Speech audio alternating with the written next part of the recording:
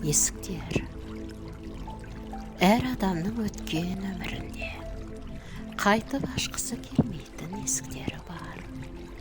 Мұндай қара есіктердің ар жағында кездейсоқ кездесулер, мағынасыз таныстық, жаныңды жегідей жейтін қарым-қатынас, уақытты тек өлтіру, тағдырыңды теріс бағытқа бұратын жайсыздықтар бар.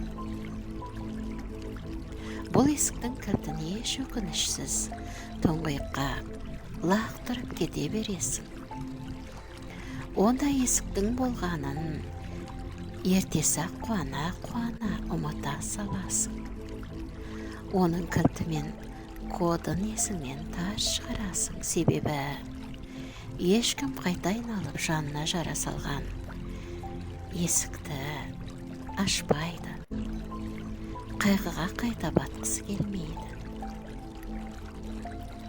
Ал сен екеуміздің ашық майдан сынды қайталанбас қызық өміріміздің ақ есігін қайталап ашуға жалықпас ем.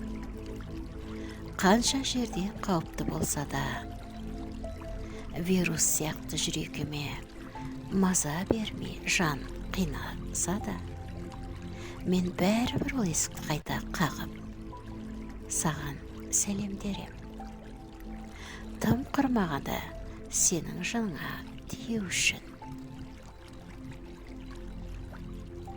Алина Ермолаева.